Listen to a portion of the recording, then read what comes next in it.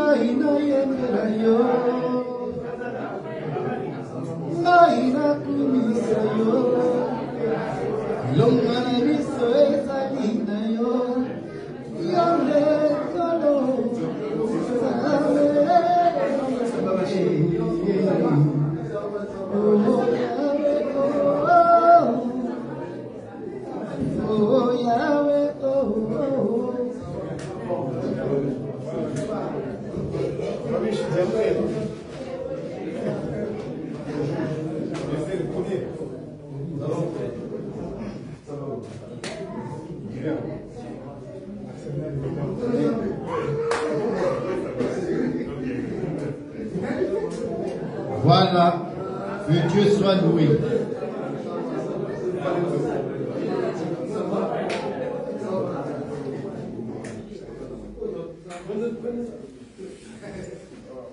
Je sens que les agapés nous manquent. Hein? Bon, on va voir comment on va faire. Bientôt la fin de l'année, bon, on va voir. Le docteur Roger ne nous a pas encore dit ce qu'on devrait faire pour la fin de l'année. Mais on va voir ça peut-être aujourd'hui avec lui, s'il a déjà une idée. Amen. Alors sans plus tarder, je vais faire un petit résumé de ce que nous avons vu dernièrement. Parce que le dimanche passé, ce n'était pas moi, j'étais censé prêcher. Cependant, on m'a demandé si je pouvais laisser passer le frère qui était passé et ensuite récupérer le bâton. Donc ça fait 2 semaines, donc du coup, vous n'avez pas entendu ma voix. Donc je vais faire un peu le résumé de ce que nous avons vu dernièrement. On a vu, je crois, les 3 fils d'Anak.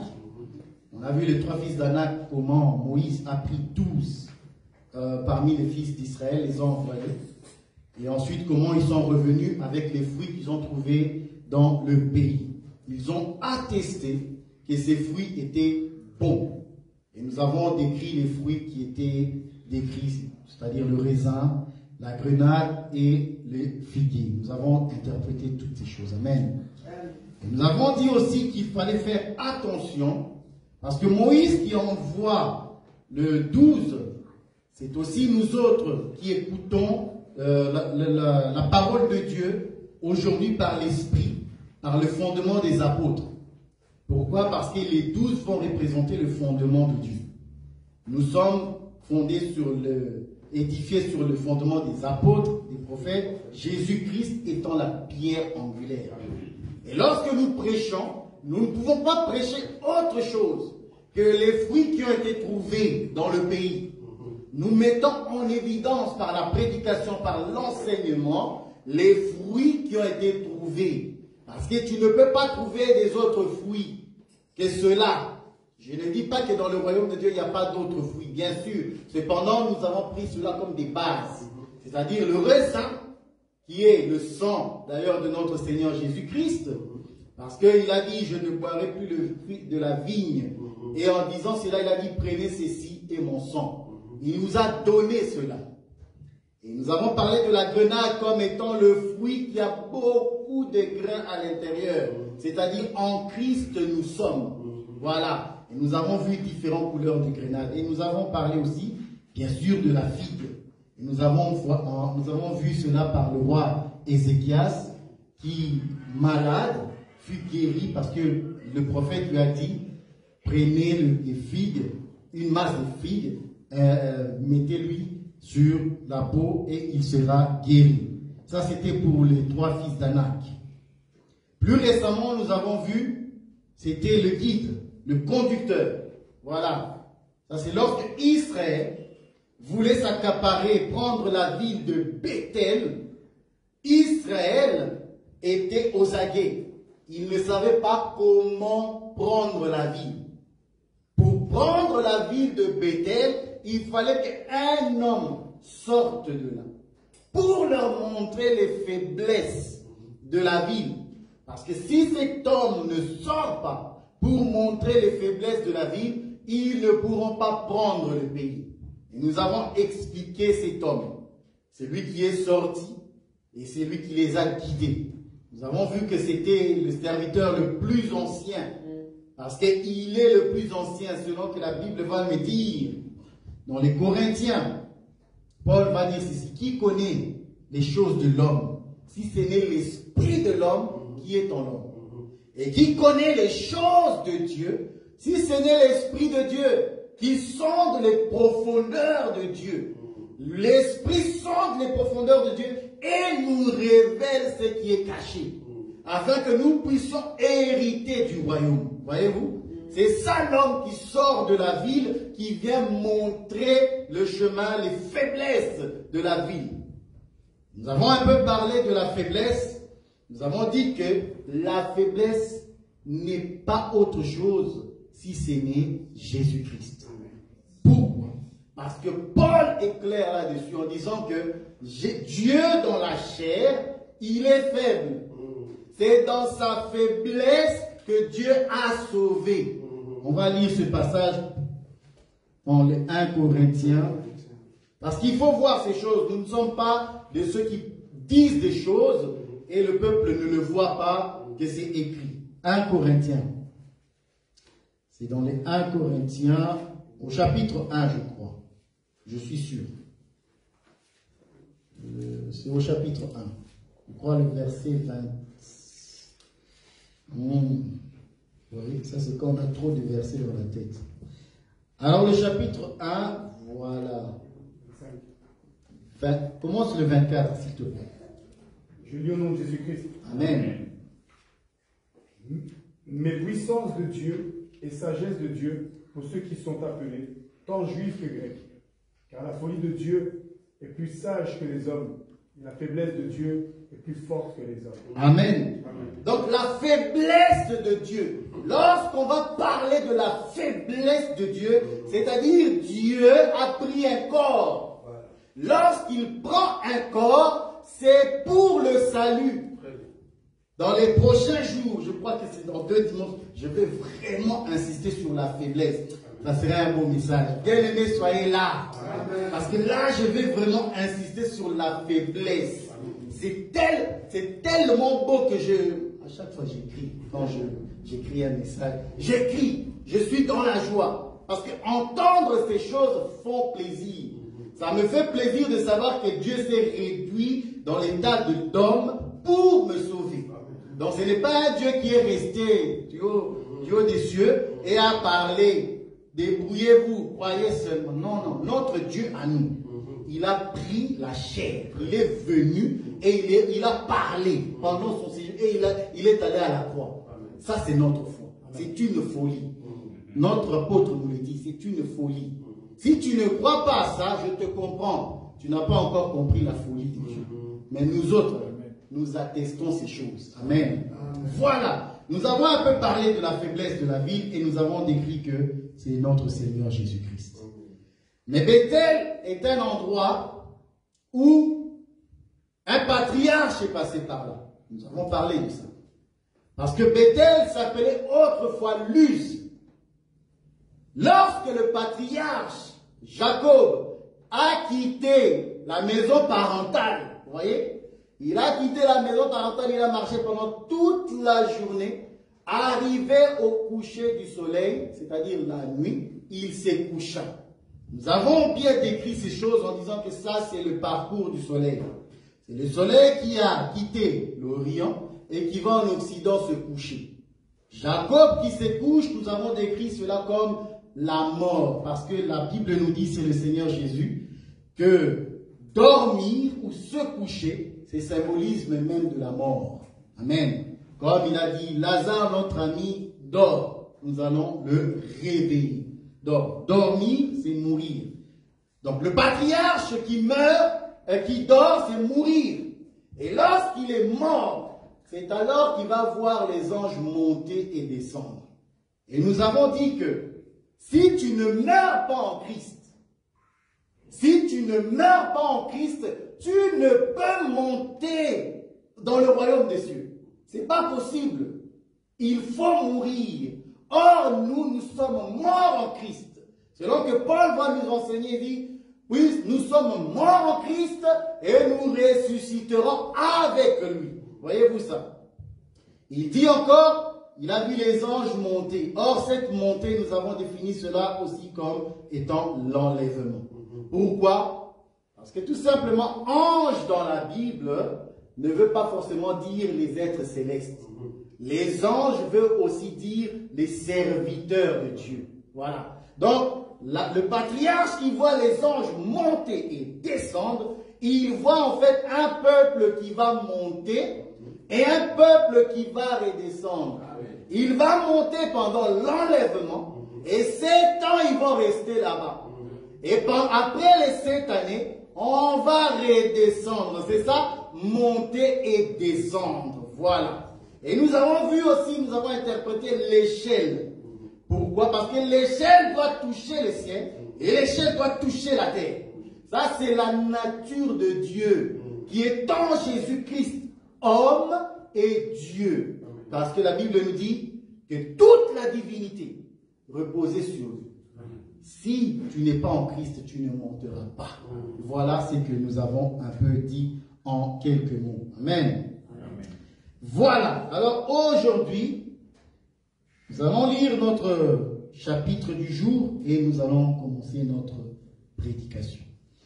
Juge 2. Je suis toujours au chapitre 2. Mais il y a beaucoup. C'est pour ça que je suis encore avec vous pendant 3 dimanches ou 4 dimanches. Et puis, je vais céder le bâton à celui qui va venir après. Si c'est Dr Roger, je n'en sais encore rien. Je suis encore avec vous 3, 4 fois, je crois. Et puis... Vous voyez, non, parce que dans mon humilité, hein, je veux quand même laisser d'autres personnes venir. Sinon, j'ai 21 chapitres. Et dans les 21 chapitres, dans chaque chapitre, il y a au moins 4 prédications. Si je continue comme ça, je suis là jusqu'à février. Non, il faut aussi être consciencieux et se dire non, il n'y a pas que moi, il y a d'autres aussi. Amen. Merci beaucoup, docteur, pour cette confiance que vous me donnez d'aller de l'avant. Cependant, il faut aussi donner la parole aux autres. Amen. Juge le chapitre 2, à partir du verset 1 jusqu'au verset 13, mon frère. Béni. Un envoyé de l'Éternel monta de Gilgal à Bokim et dit, je vous ai fait monter hors d'Égypte et je vous ai amené dans le pays que j'ai juré à vos pères de vous donner. J'ai dit, jamais je ne romprai mon alliance avec vous et vous ne traiterez point alliance avec les habitants de ce pays. Vous renverserez leurs autels, mais vous n'avez point obéi à ma voix. Pourquoi avez-vous fait cela? J'ai dit alors, je ne les chasserai point devant vous, mais ils seront à vos côtés, et leurs dieux vous seront un piège. Lorsque l'envoyé de l'Éternel eut dit ces paroles à tous les enfants d'Israël, le peuple éleva la voix et pleura. Ils donnèrent à ce lieu le nom de Bokim, et ils y offrirent des sacrifices à l'Éternel. Josué renvoya le peuple et les enfants d'Israël allèrent chacun dans son héritage pour prendre possession du pays. Le peuple servit l'Éternel pendant toute la vie de Josué. Et pendant toute la vie des anciens qui survécurent à Josué et qui avaient vu toutes les grandes choses que l'Éternel avait faites en faveur d'Israël. Josué, fils de Nun, serviteur de l'Éternel, mourut âgé de 110 ans. On l'ensevelit dans le territoire qu'il avait eu en partage à Timnath-Hérès, dans la montagne d'Éphraïm, au nord de la montagne de Gash. Toute cette génération fut recueillie auprès de ses pères, et il s'éleva après elle une autre génération, qui ne connaissait point l'Éternel, ni ce qu'il avait fait en faveur d'Israël. Les enfants d'Israël firent alors ce qui déplaît à l'Éternel, et ils servirent les Baals. Ils abandonnèrent l'Éternel, le Dieu de leur père, qui leur avait fait sortir du pays d'Égypte, et ils allèrent auprès d'autres dieux, d'entre les dieux des peuples qui les entouraient, et ils se prosternèrent devant eux, et ils irritèrent l'Éternel. Ils abandonnèrent l'Éternel, et ils servirent Baal et les Astartés. Amen. Je sais que la lecture a été un peu longue, mais était importante. Pourquoi? Parce que il faut lire pour comprendre les choses et pouvoir les expliquer. Amen. Alors, dans le premier paragraphe, le Seigneur parle à Israël par le prophète.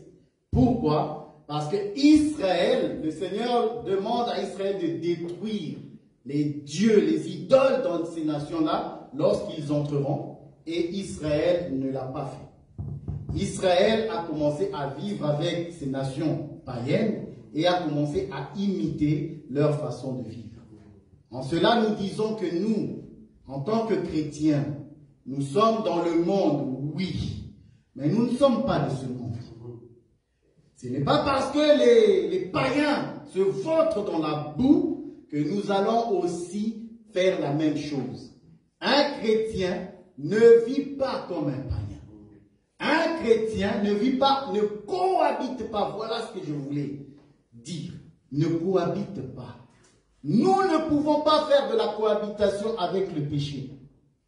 Un chrétien ne peut pas se dire aussi, là je suis dans la doctrine, que je vais prendre une femme, nous allons habiter ensemble, sans toutefois aller consulter les parents. Ce n'est pas de ce que nous prêchons ici. Si tu vis avec une femme, tu dois l'épouser. Et ne pas nous dire, non, je vis avec elle seulement. Non. En lingala, on appelle ça yakatofan.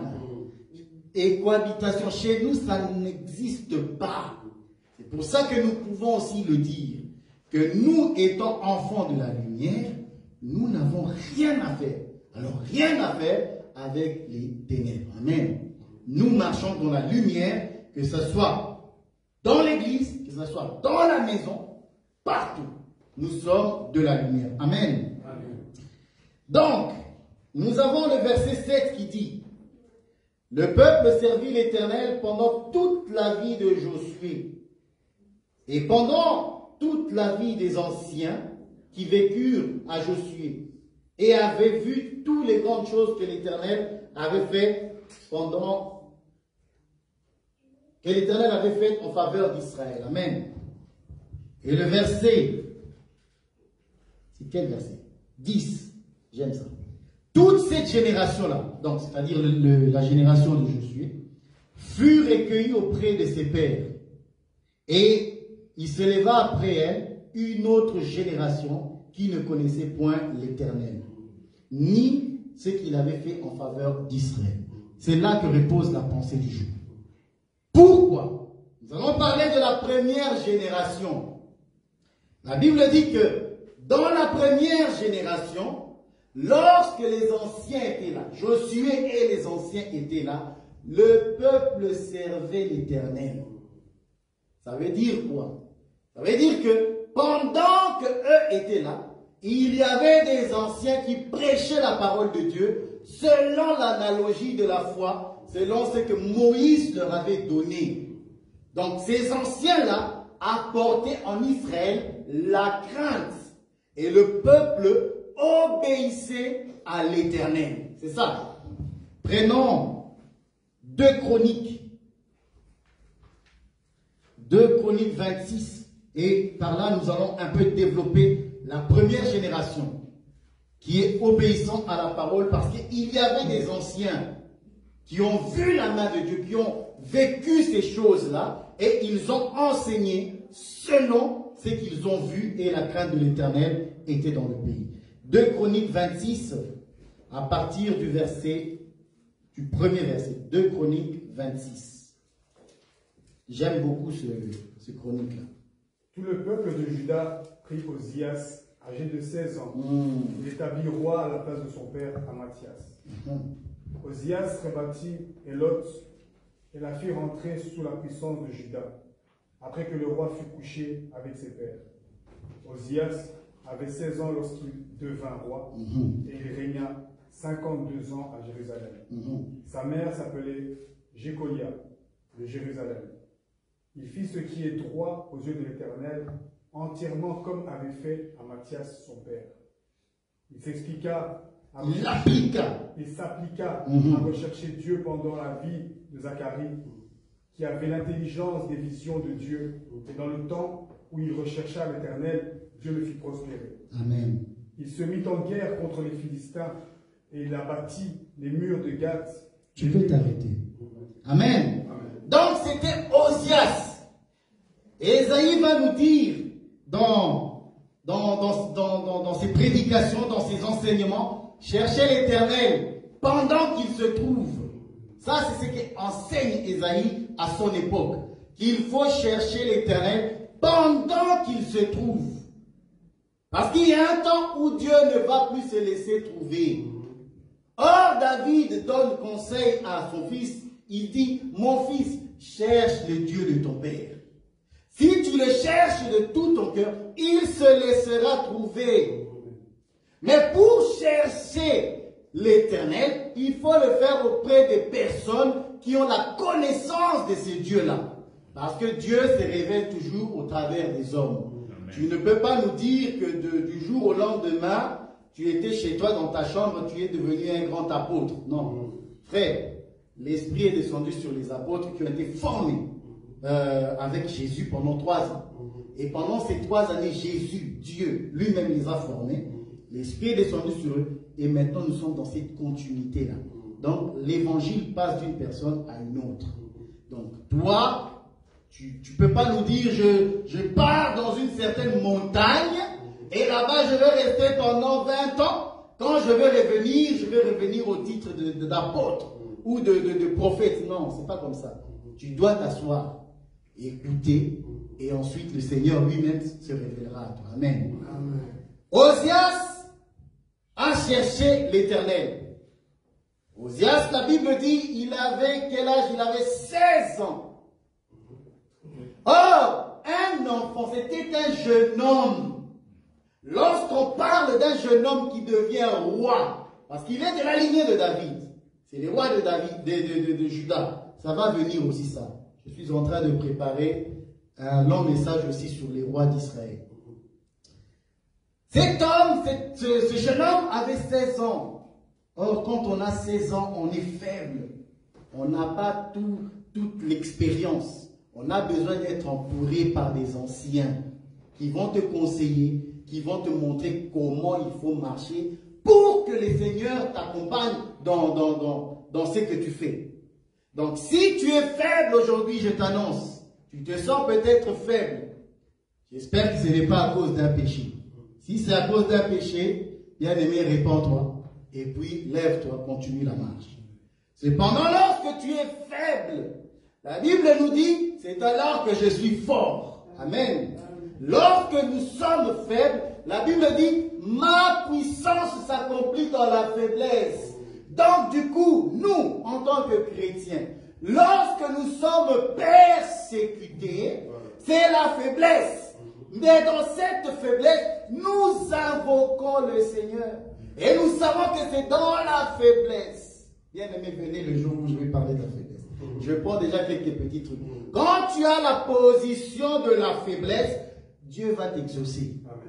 Si tu n'as pas cette position, tu n'es pas dans cette position, Dieu ne va pas t'exaucer. C'est pas possible. La Bible me dit qu'il résiste aux orgueilleux, mais il fait grâce aux humbles.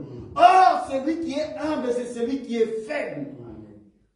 Pourquoi le Seigneur Jésus-Christ fut-il ressuscité? C'est parce qu'il était faible.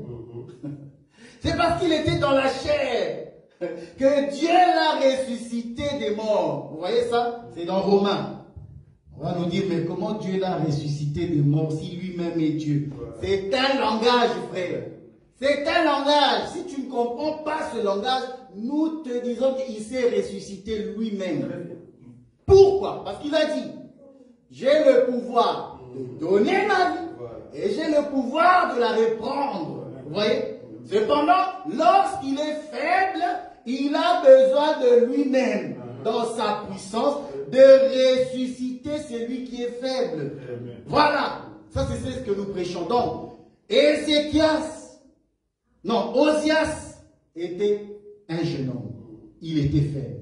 Et la Bible me dit, il s'appliqua, j'aime ça, le verbe s'appliquer. Il s'appliqua, il concentra son énergie à chercher l'Éternel. Or, vous savez que la Bible me dit, psaume. On va, psaume 14 ou 33. Ah, Osias s'appliqua à chercher le Seigneur. On va prendre le 14. C'est dans le 14, oui. À partir du verset 2. Ouf, j'aime ça. J'aime ce verset. L'Éternel, du haut des cieux, regarda les fils de l'homme pour voir s'il y en a quelques-uns qui sont intelligents, qui cherchent Dieu. Tous sont égarés, tous sont pervertis. Il n'en est aucun qui fasse le bien, pas même un seul.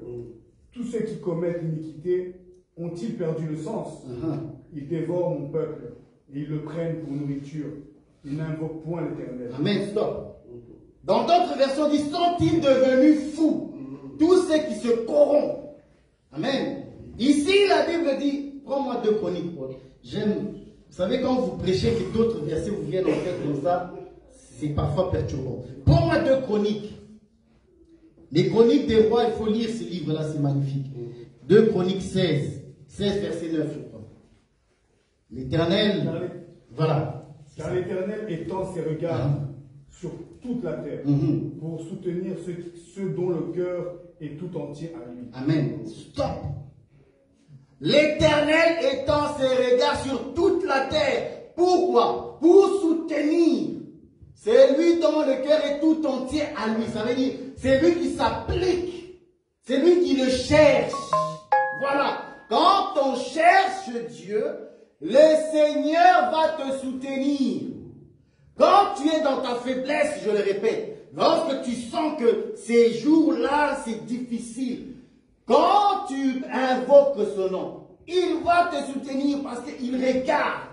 Est-ce que dans cette génération, y a-t-il des hommes et des femmes qui cherchent le soutien de l'Éternel?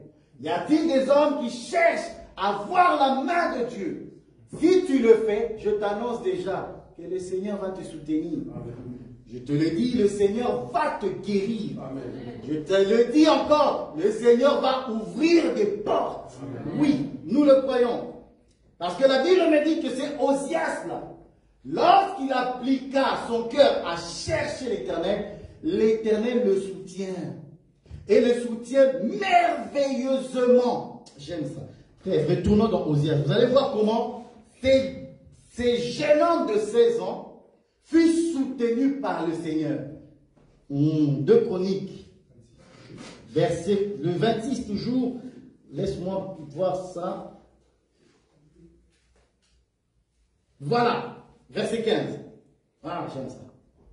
Il fit faire à Jérusalem des machines inventées par des ingénieurs et destinées à être placées sur les tours et sur les angles pour lancer des flèches et des grosses pierres. Sa renommée s'étendit au loin, car il fut merveilleusement soutenu jusqu'à ce qu'il devint puissant. Il fut merveilleusement soutenu jusqu'à ce qu'il devienne puissant. Voilà. Pourquoi? Parce que ce jeune homme a cherché l'Éternel. Voyez? Lorsqu'on cherche Dieu, Dieu aussi se manifeste. Selon que Jacques va nous dire, approchez-vous de Dieu, il s'approchera de vous. Dieu s'approche de toi, frère. Dieu s'approche de toi. La Bible dit, avec Dieu nous ferons des exploits. Crois, peu importe les difficultés que tu peux avoir, peu importe l'adversité, avec Dieu, nous ferons des exploits. Nous serons fermes. Peu importe si la génération d'aujourd'hui se corrompt, nous autres, nous allons rester fermes. Et nous allons continuer à prêcher l'évangile. Amen. Amen. Alors la Bible me dit, cet homme, Osias, ce jeune homme, a cherché l'Éternel. Mais auprès de qui? Très important. Il a cherché l'Éternel auprès de Zacharie. Oh, Zacharie est un sacrificateur. Et la Bible me dit, on retrouve la science, la connaissance de Dieu dans la bouche du sacrificateur. Vous voyez? Donc, c'est le sacrificateur qui va te fortifier. C'est le sacrificateur qui va t'apprendre comment marcher, qui va te montrer, qui va te dire ça c'est bon et ça ce n'est pas bon. Si tu fais ça, tu verras la main de Dieu. Et si tu ne fais pas ça, eh bien toi, tu verras la guerre, tu verras la corruption et tu seras détruit. Amen. La Bible dit, il appliqua son cœur pendant la vie de Zacharie, qui avait l'intelligence des visions de Dieu. Vous voyez? Ça, c'est la génération de Josué. Ceux qui cherchent l'Éternel auprès des anciens qui ont l'intelligence de la vision. Ça veut dire quoi avoir l'intelligence de la vision? Ça veut dire avoir l'interprétation exacte de la parole de Dieu. C'est tout comme Joseph. Lorsque le roi a un songe, comme Daniel aussi, lorsqu'il y a un songe, lorsqu'il y a des énigmes, il faut aller vers Joseph. Si tu ne vas pas vers Joseph, va vers Daniel. Et si tu ne vas pas vers Daniel, va voir Salomon. Et si tu ne vas pas voir ces trois-là, viens chez le maître. Lui, il a toute la science, il a l'intelligence de l'interprétation. Pourquoi? Parce qu'ils ont un esprit supérieur. En eux, il y a l'esprit de Dieu. Ils savent clairement expliquer la parole de Dieu. Vous voyez? Donc, quand tu as auprès de toi, dans ta génération, des hommes qui ont l'intelligence des visions, bien aimés, profite. C'est un temps convenable, un temps favorable pour toi. Et nous avons reconnu qu'aujourd'hui, nous avons parmi nous un homme qui a l'intelligence des visions. C'est lui qui nous a répandu les dons, qui a fait des dons aux hommes. Et par ces dons, il a choisi des hommes qui nous prêchent aujourd'hui et qui nous illuminent les yeux. Amen. Voilà, c'est ça. Donc, il s'appliqua à chercher Dieu pendant la vie de Zacharie, qui avait l'intelligence des visions de Dieu. Et dans le temps où il chercha l'Éternel, Dieu le fit prospérer. Amen. Bien-aimé, si tu veux être prospère, eh bien cherche l'Éternel. Nous disons que la prospérité, ce n'est pas le bien matériel. La prospérité, ce n'est pas ce que les gens prêchent aujourd'hui, que j'entends dans les réseaux sociaux, où certaines personnes, courageux qu'ils sont, prétendent que la prospérité est matérielle. Tout simplement parce qu'ils ont misé sur la sanctification, sur les efforts personnels. Parce qu'ils marchent dans la sanctification, voilà pourquoi je suis béni. Quand vous entendez un homme prêcher ainsi, ne l'écoutez pas, il est abominable. Parce que lui, il croit que c'est parce qu'il marche dans la sanctification, soit selon lui. Parce que moi, cette sanctification-là, j'appelle ça effort humain. Et tout effort humain est néant devant Dieu. C'est une abomination. Bien aimé, les bouddhistes, je le dis, ils sont pieux. Les musulmans sont pieux, même les juifs aujourd'hui sont pieux. Mais cependant, quand Dieu regarde leur piété, c'est une abomination. Il dit, c'est Ésaïe qui le dit, votre piété est pour moi comme un linge sale. Il n'aime pas ça. Pourquoi? Parce que tout simplement, pour être pieux, pour être sanctifié, il faut que la vérité soit en toi. Si tu n'as pas la vérité, parce que Jésus va nous dire, notre Seigneur, va nous dire, sanctifie-les par ta parole. Ta parole est la vérité. Toi, tu nous prêches le mensonge, mais tu dis que c'est la sanctification. Faux! Je refuse. Parce que moi, je sais que la sanctification, c'est en réalité la parole, la vérité, un enseignement correct. C'est un agneau sans défaut. Une prédication qui n'a pas de défaut. Voilà comment un homme est saint. Et lorsque la Bible parle de prospérité, la Bible ne parle pas seulement du matériel. Les gens ont basé la prospérité sur le matériel. Or, la prospérité commence d'abord intérieurement.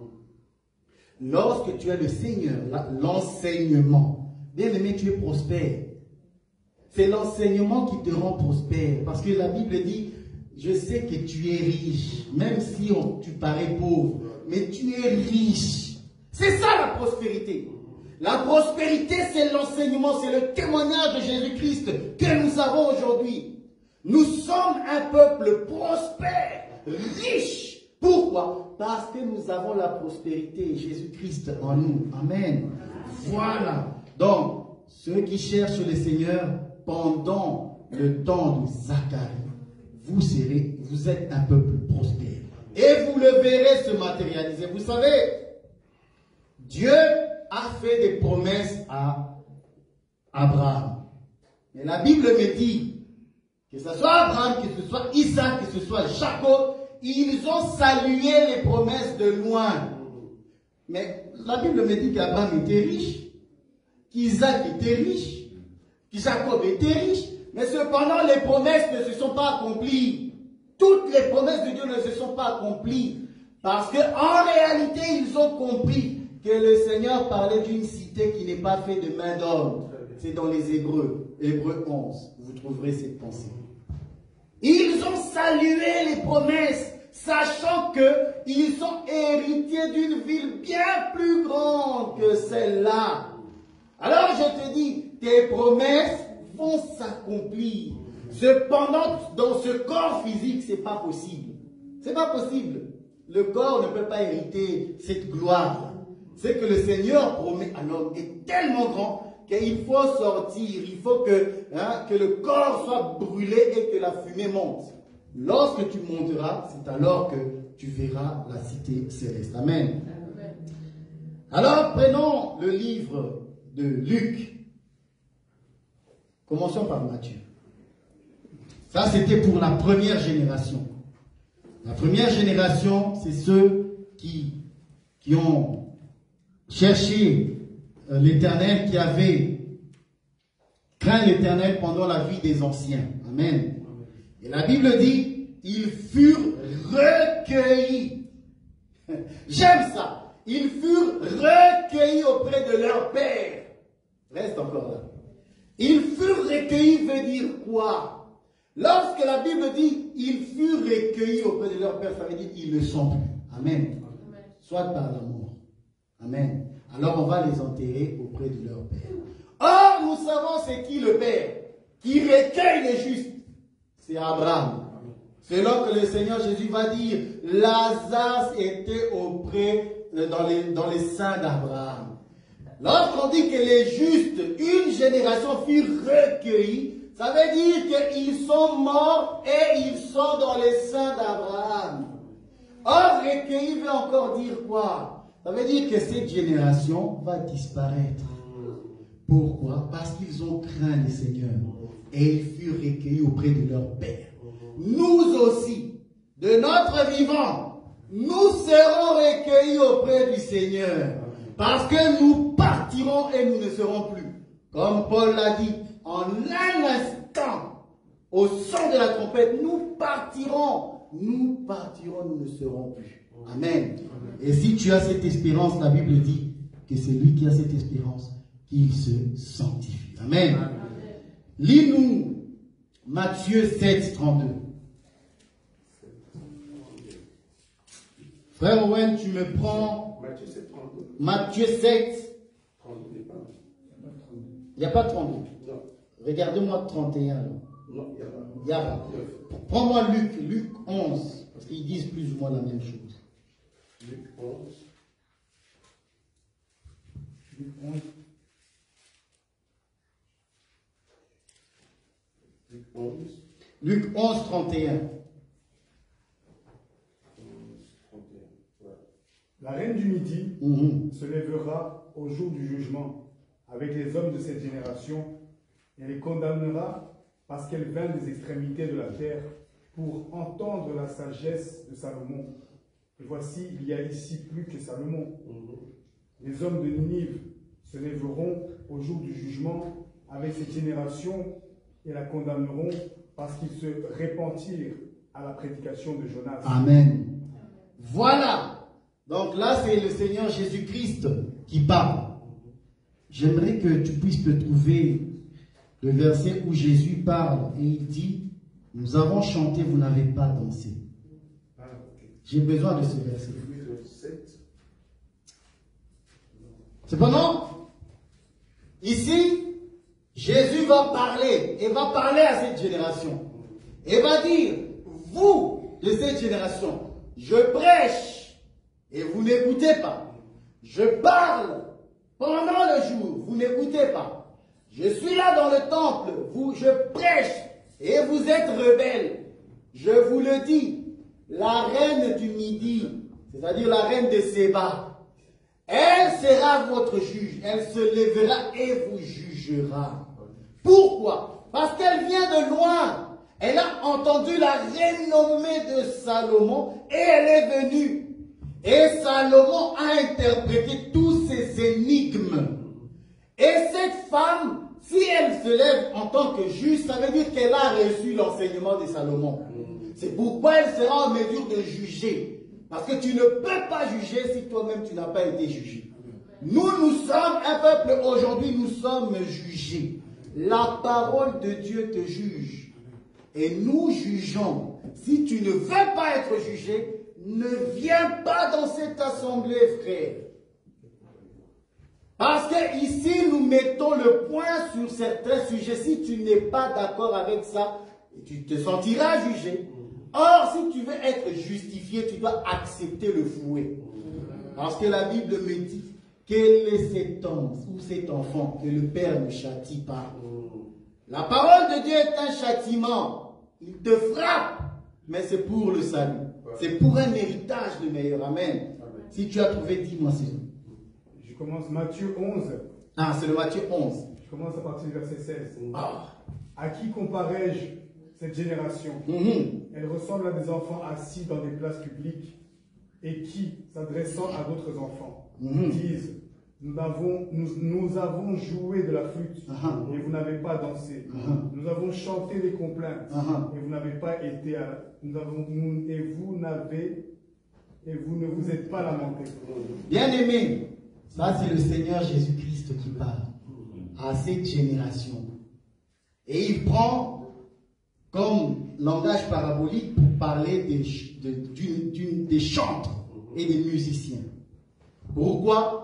Parce que tout simplement, la prédication est un chant. Voilà. Et le prédicateur est chanteur. C'est ça qu'on dit du temps d'Ézéchias. Habile chante. On dit, parle toujours. Nous n'écouterons pas. Mais toi, continue. C'est un son agréable que tu fais. Donc, nous sommes les chantres du Seigneur. Lorsque nous chantons, lorsque les prédicateurs enseignent, c'est ça la chanson. C'est une musique pour produire quoi? La danse. Or, la danse, c'est ça même l'obéissance à la parole. Et si tu ne danses pas bien, nous allons te dire, frère, la danse, ce n'est pas comme ça. Nous dansons pas comme ça. Il faut suivre la musique au son de la trompette. Au son de la trompette des apôtres et des prophètes. Si tu ne danses pas selon cette mélodie-là, frère, tu es dans l'erreur. Quiconque prêche un autre enseignement que ce que les apôtres ont prêché, il est dans l'erreur. Parce que vous, nous chantons, vous ne dansez pas. Donc ceux-là même, ils ne dansent pas. Ils ne veulent pas danser. Lamentez-vous, non, ils refusent. Or, la lamentation doit produire la tristesse.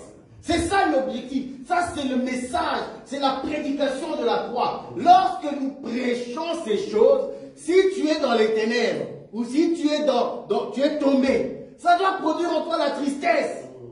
Or, Paul va dire, la tristesse, selon Dieu, produit la repentance. Nous avons chanté même des complètes. Tu es dur, tu ne veux pas. Refuse. Non, moi je reste. Non, non. Frère, cette attitude-là va t'emmener directement en enfer. Voilà. Amen. Ça, c'est la deuxième génération. Lorsque nous chantons, nous prêchons, ils ne veulent pas danser. Nous disons à certains, on ne prêche pas ainsi. Mais eux disent, nous allons prêcher ainsi. Lorsqu'on dit, je vais prendre des exemples, oui, ça blesse, ça blesse. On dit la femme ne peut pas prêcher. Il y en a qui disent non, ça c'est Paul. J'aime bien dire cela. Vous acclamez Moïse, mais vous ne voulez pas acclamer Paul. Vous êtes abominable. Parce que ce n'est pas possible. Tout ce que Paul prêche, lorsque Paul dit que la femme ne prêche pas, Paul a raison. Parce que le jour où l'homme a écouté la voix de sa femme bien-aimée, mais le monde est tombé dans les ténèbres. Pourquoi? Parce qu'elle a amené un autre enseignement. L'enseignement premier, c'était « tu ne mangeras pas ». Mais le deuxième enseignement, venu par le serpent, par la séduction, Ève a pris le fruit à manger. Donc, elle a marché en désobéissance. Et la femme, elle prend cet enseignement, elle va donner à l'homme. Et lorsque Paul va dire ça, il n'est pas fou, c'est un prophète, c'est un homme inspiré. Ce n'est pas pour dénigrer la femme que Paul dit ces choses. Non, Paul dit les choses, il doit remettre les choses selon les fondements de Dieu. Et si vous ne respectez pas ça, ça ne va pas le faire. Nous ne sommes pas dans le monde où, oui, parce qu'ils disent ceci, ne voyez-vous pas comme dans le monde, les femmes ont des postes élevés. Bien aimé, l'église, c'est un royaume. Ce n'est pas une monarchie, ce n'est pas votre truc ici de démocratie. Non, l'église c'est le royaume de Christ. Et Christ est la tête. Étant la tête, quand il veut parler à son assemblée, il va prendre le corps qui représente l'autorité. Il ne prendra pas un corps faible. Ce n'est pas parce qu'il ne veut pas, non. Pour sauver, nous disons cela, pour sauver le monde, il a pris le corps qui représente le corps de la femme. Il a sauvé. Mais lorsqu'il doit parler, il doit prendre le corps d'un homme qui incarne l'autorité pour pouvoir donner la sémence, bien-aimé. Ces choses-là, si tu ne les comprends pas, eh bien, tu vas égarer le peuple. Amen. Voilà. Nous disons ces choses. Si tu n'écoutes pas ces choses, eh bien, c'est tant pis pour toi. Alors, la génération qui succédait à la génération de Josué, la Bible va me dire, ils se sont pervertis, ils se sont corrompus et n'ont pas servi Dieu. Pourquoi? Parce que la Bible me dit quelque chose, ils ne connaissaient pas Dieu. Mais moi, en tant que lecteur, moi, en tant que disciple de Christ, je me pose la question, n'y avait-il pas des prophètes? Il y en avait. N'y avait-il pas des sacrificateurs qui ont la science dans leur bouche? Il y en avait. Mais qu'est-ce qui s'est-il passé? Et pourquoi la Bible dit, ils ne connaissaient pas? Ça c'est important. Alors nous allons lire de 1 Samuel. C'est là que j'ai ma réponse. C'est là que nous avons la réponse. De 1 Samuel 2, 12. À partir de 12. 1 Samuel 2, 12. C'est les fils d'Élie, hein, les sacrificateurs. Les fils d'Élie étaient des hommes pervers. Ils ne connaissaient point l'Éternel. Oh, attends. Les fils d'Élie ne connaissaient pas l'Éternel. Oh, mais c'était des fils de sacrificateurs. Ils ont reçu l'enseignement. Avant de prendre, d'être en service, ils ont reçu l'enseignement. Tu ne peux pas aller servir dans le temple si tu n'as pas reçu l'enseignement. C'est pas possible. Mais la Bible dit, ils ne connaissaient pas l'Éternel. Pourquoi? On va comprendre cela. Et voici quelle était la manière d'agir de ces sacrificateurs à l'égard du peuple.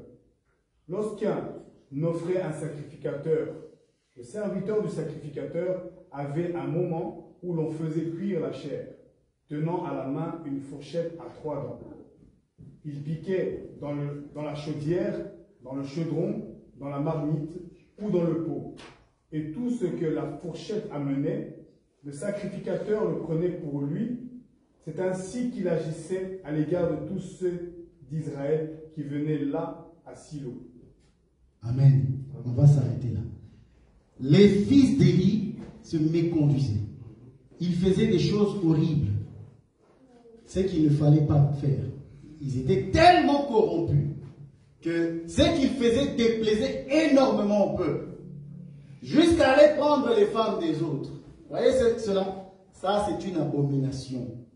Et la Bible dit, ils ne connaissaient pas toute personne qui n'obéit pas à la parole de Dieu. Même si tu nous récites des versets, même si tu te tiens ici comme moi aujourd'hui, si vous voyez que je me méconduis, frère, demandez au docteur Roger de me faire asseoir. Je ne peux pas prêcher ici et me méconduire. Je ne peux pas être ici et à la maison je suis un lion, je dévore ma femme. C'est pas possible. Paul a dit si quelqu'un ne sait pas prendre soin de sa maison, il ne peut pas prendre soin de l'église. Vous comprenez cela? Donc, si moi je suis prédicateur et qu'à la maison je dévore ma femme et je dévore mes enfants, je ne peux pas prêcher. Et si moi je suis un prédicateur, je prêche autre chose que les apôtres ont prêché, il faut me faire taire. Quand la Bible dit ils ne connaissaient pas l'Éternel, ça veut tout simplement dire que ces gens-là, ils avaient l'enseignement, mais ils ont refusé de mettre cela en pratique. Comme nous le voyons aujourd'hui, nous sommes dans une génération perverse, a dit l'un des apôtres. Sortez du milieu d'elle. Pourquoi? Parce que cette génération n'obéit plus à rien. Nous prêchons, nous disons que la femme doit se voiler. Eux, ils ont dit non. Ça, Paul a dit ça à l'église de Corinthe. Bien-aimé, c'est une abomination. Sous prétexte que Dieu ne regarde le cœur, il ne regarde pas l'apparence. Tu as menti. Paul, c'est un homme inspiré. Et d'ailleurs, si tu ne veux pas comprendre, ou si tu veux comprendre l'homme et la femme, viens, on va t'expliquer qu'est-ce qu'est l'homme et la femme. Et si tu ne comprends pas en ce qui concerne le voile de la femme, viens, nous allons t'expliquer. Parce que tu dis non, la chevelure lui a été donnée comme voile. C'est facile d'aller dans le dernier verset, hein, parce que là, Paul est naturel. Mais lorsque plus haut, il parle de ça de manière très, très profonde en disant qu'il n'est pas correct à un homme de mettre un chapeau. Ça, tu ne vois pas. Et il dit, est-il convenable que la femme prie sans se voiler?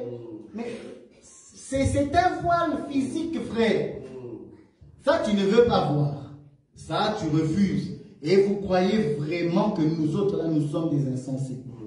Nous ne savons pas lire, nous ne savons pas comprendre. Bien-aimés, cette génération ici n'obéit plus à rien. Ils ne connaissent pas Dieu. C'est pourquoi ils se méconduisent. La Bible dit même, sont-ils devenus fous? Sont-ils devenus si insensés, si insensibles, qu'ils désobéissent à ma parole? Parce que les fils d'Élie étaient des sacrificateurs. Donc, cette désobéissance-là, c'était voulu. Quand ils font ce qu'ils ont fait, ils voulaient le faire, ils voulaient le commettre, parce qu'en eux, il n'y a pas de crainte de l'Éternel. Donc, quand vous voyez des gens se mettre devant la chair et prêcher en disant que le baptême, et il faut, dans la baignoire, est un vrai baptême, frère, sors de là. Sortez de là. Je vais parler aussi du baptême, bien sûr, avec Gédéon. Mais je ne sais pas si j'y arriverai là. Parce que c'est tellement beau. C'est tellement beau comment le Seigneur illustre le baptême avec Gédéon. Parce que lorsqu'il a illustré le baptême, il dit Israël est passé. Ok. Mais ils ont fait quoi? Ils ont pris 12 pierres qui étaient dans les profondeurs. Ils les ont sorties. Bien aimé, ces pierres étaient plongées dans l'eau. Et lorsqu'il ressort, c'est ça même le baptême.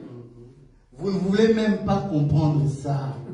Et vous dites que le baptême dans des piscines, c'est ça le vrai baptême. Non. Le Seigneur a illustré le baptême de plusieurs manières. Depuis le commencement. Lorsqu'il dit que la terre paraisse. Mais frère, c'est ça le baptême.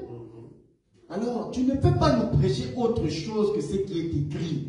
Et si tu n'as pas les yeux pour voir, viens auprès de ceux qui ont cette capacité de voir pour te montrer ces choses. Amen. Amen. Alors, je voulais aussi souligner quelque chose. Lorsque nous disons que la femme ne peut pas prêcher, bien aimé, nous ne sommes pas des machos. L'homme qui ne sait pas se tenir, l'homme qui est voleur, et tu le sais, tu sais que ce pasteur-là, ou cet apôtre-là, c'est un voleur, un impudique.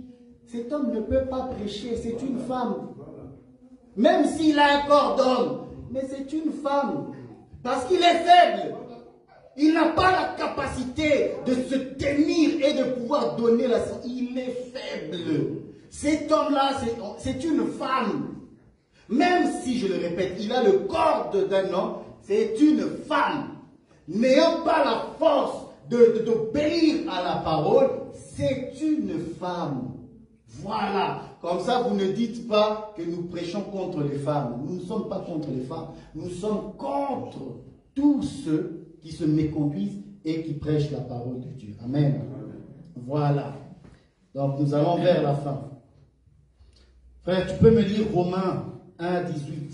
Et nous allons, en fait, décrire ces hommes-là. Parce que Paul les a décrits. Parce que ce sont les hommes de cette génération. Alors nous avons parlé de la première génération qui sont ceux qui cherchent l'Éternel et qui obéissent. La deuxième génération, c'est ceux qui ne connaissent pas l'Éternel. Et ceux-là qui disent que les apôtres ont mal prêché. C'est ceux-là qui sont de la deuxième génération. Amen.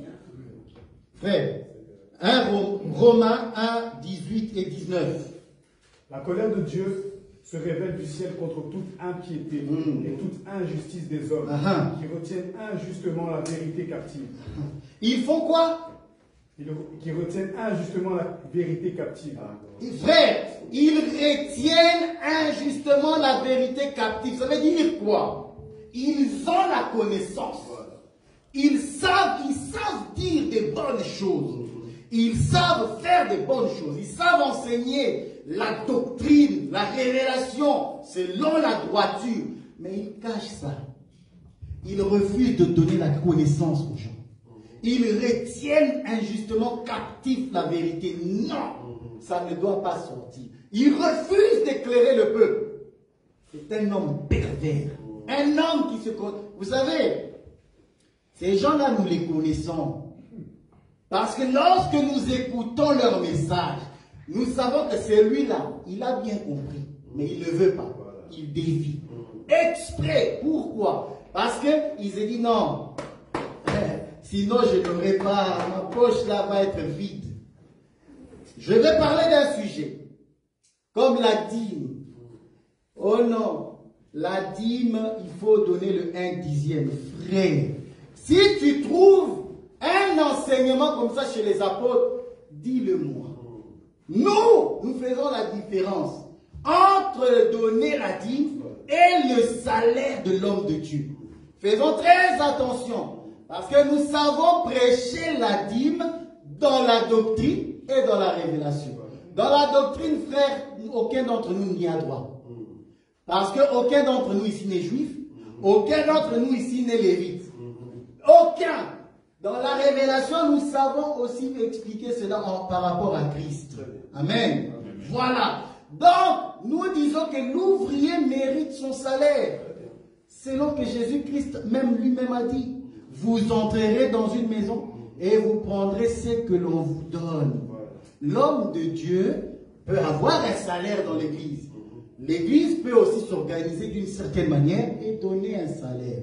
Mais la dîme, c'est la loi. Et quiconque est dans la loi, Paul dit, il est sous la malédiction. Or, nous prêchons pour que le peuple ne soit plus dans la malédiction. Donc, si quelqu'un ici donne sa dîme, je tiens à te dire, tu es sous la malédiction. Et si tu veux sortir de là, arrête. Sors de cette assemblée, viens t'asseoir ici avec tes frères, ceux qui ont la vérité, ceux qui ne retiennent pas la vérité captive, ceux qui disent la vérité. Amen.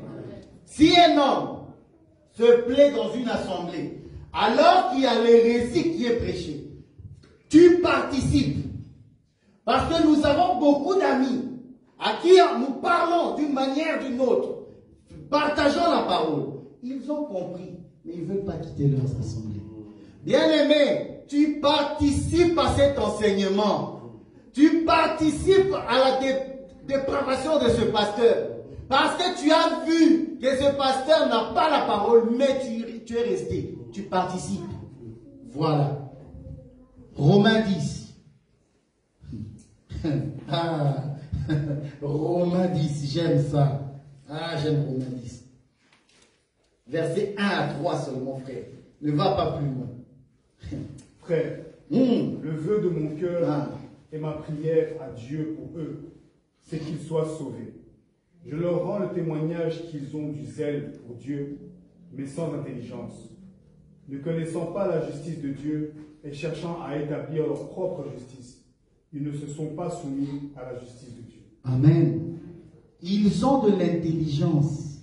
Ils ont de la sagesse, du zèle plutôt, excusez-moi. Mais ils n'ont pas d'intelligence. Ils n'ont pas l'esprit de Zacharie pour pouvoir bien interpréter les Écritures. Ils sont zélés. Vous les voyez sur les réseaux. Mais ils n'ont pas l'intelligence de la vision. C'est ça que je veux dire. C'est que ce peuple-là, ces pasteurs-là, ces évangélistes, ils font des campagnes de 10 000 personnes. Ils rassemblent des foules. Mais ils n'ont pas l'intelligence. Quand on parle d'intelligence, la Bible parle de l'interprétation des Écritures. Ces gens-là, ils sont zélés. Mais vous savez, un zèle qui n'a pas l'intelligence, l'apôtre Jacques va appeler ça un zèle amer. Ça ne vient pas de Dieu, ça vient de Satan. Donc, si tu es zélé pour les choses de Dieu, nous disons Amen, sois zélé. Viens, rajoute à ces zèles-là la connaissance, la science. Tu ne peux pas prétendre être serviteur de Dieu et à manquer l'intelligence, c'est-à-dire la lumière, pour montrer au peuple comment ils doivent marcher. Un dernier verset et je vais m'arrêter là pour voir encore cette catégorie de personnes de la deuxième génération. Amen. Ésaïe 4. Ésaïe 4, vous connaissez ces choses. J'aime ça. Nous prêchons ça tout le temps d'ailleurs. Ésaïe 4, c'est à partir du premier verset. D'ailleurs, rien que le premier verset. Que le premier verset. Et cette femme saisiront en ce jour un seul homme et diront, voilà. nous mangerons notre pain Écoutez ce que ces femmes disent. Quelle insolente. Elles sont insolentes. Donc, elles viennent chez l'homme. Non, les hommes sont quand même compliqués. Mon frère lit. Et cette femme saisiront en ce jour un seul homme et diront, nous mangerons notre pain et nous nous vêtirons de nos habits. Faites-nous seulement porter ton nom.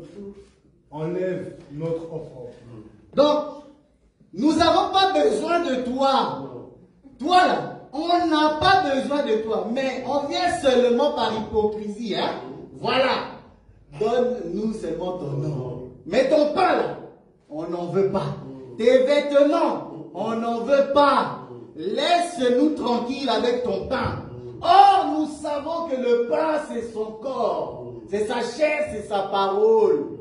Parce que c'est sa parole, c'est par son pain qu'il nourrit son peuple. Et cela, ces femmes-là, ces femmes représentent les prédicateurs. Ces femmes représentent les églises actuelles de cette génération. Il y en a qui ont dit et qui le disent. Ils ne le disent pas comme ça. Ils le disent par leur comportement. C'est leur comportement qui les trahit. Pourquoi? Parce que nous voyons bien que ces femmes-là portent juste le nom de chrétiens, de prophètes de Dieu. Mais l'enseignement, ils n'ont pas. Les œuvres qui sont les vêtements, les œuvres des saints, ce sont les vêtements. Ils n'ont pas les bonnes œuvres. Nous les voyons.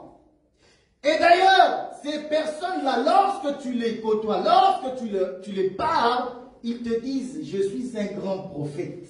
Toi, tu es qui? Tu n'es connu de personne. Qui te connaît? Vous voyez? Donc, ils ont fait de la popularité, de la starification du ministère, comme s'ils étaient approuvés par Dieu. Mais ce n'est pas vrai.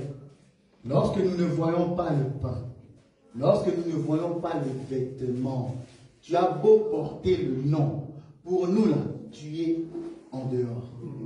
Amen. Amen. Que Dieu bénisse sa parole.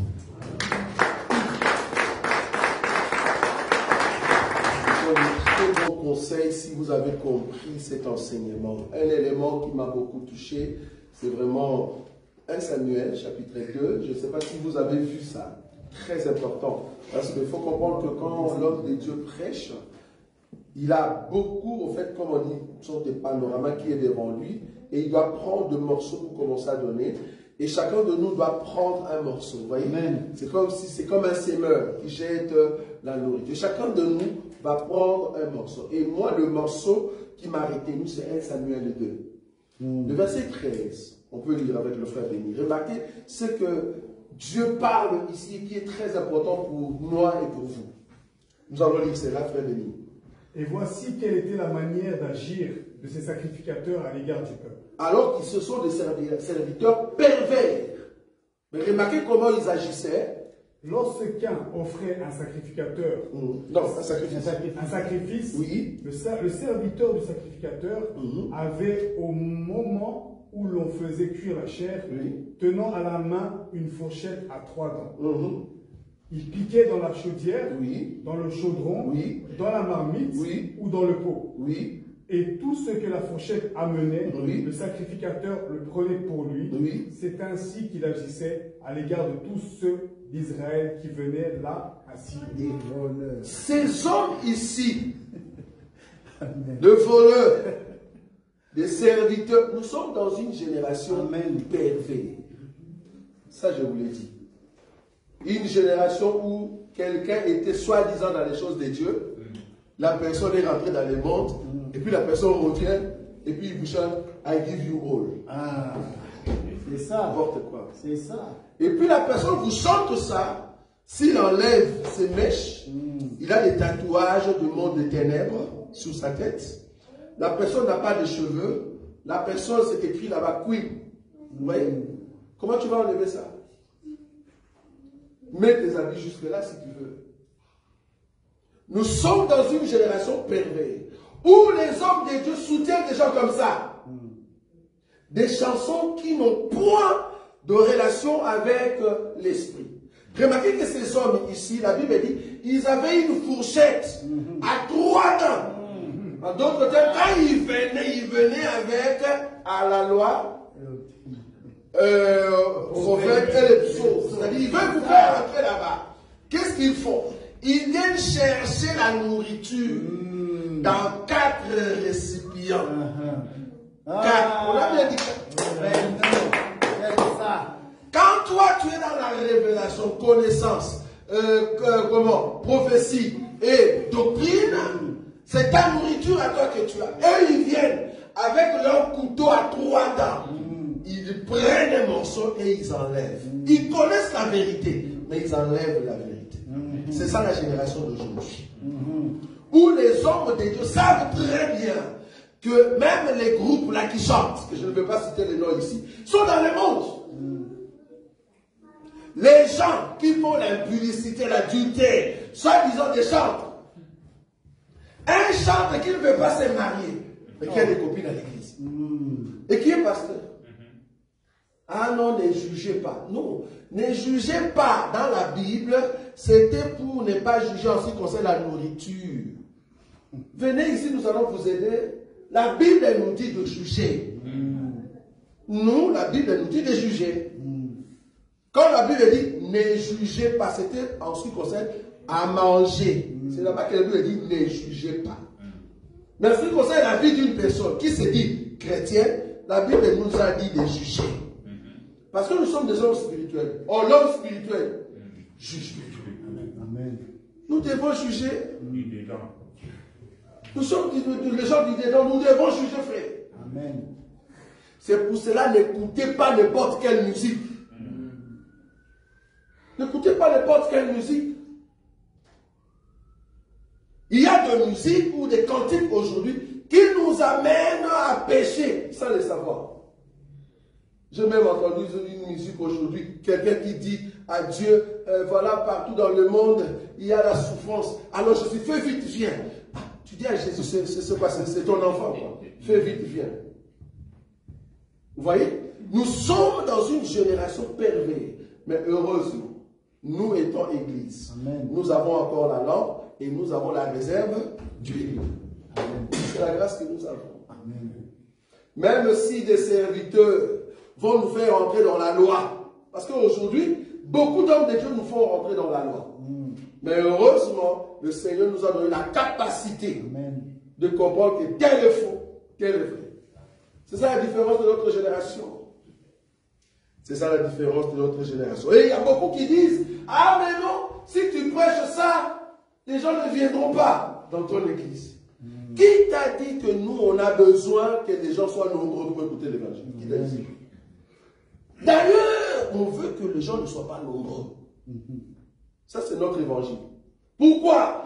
Parce que si les gens viennent nombreux, la façon que notre papa travaille, il va amener la persécution.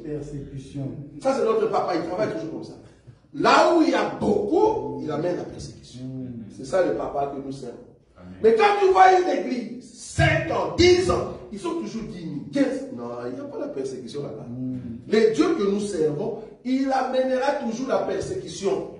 Parce qu'une église qui ne pleure pas, qui ne fait que chanter, ça ne va pas. Nous devons avoir et les chants et le pleur. L'homme de Dieu l'a dit ici. Vous, chaque fois, vous faites que chanter. Donc, vous avez vu les églises d'aujourd'hui. Quand tu entres sur TikTok, si l'église ne danse pas, c'est l'église qui prie pour monter jusque dans les tonnes. C'est ça. Et les danses d'aujourd'hui, nous, quand on grandissait, les danses, c'était ici. Mais la danse d'aujourd'hui, c'est là. J'ai même vu des hommes de Dieu, il a pris sa veste. Et puis il commençait à bouger la hanche. Soit disant Dieu aime la danse. Non, il n'y a pas cette écriture-là. Il n'y en a pas. Non, arrêtez de mentir. Dieu aime la danse. Quelle écriture? La danse que Dieu aime, c'est l'homme de Dieu, que Dieu te bénisse.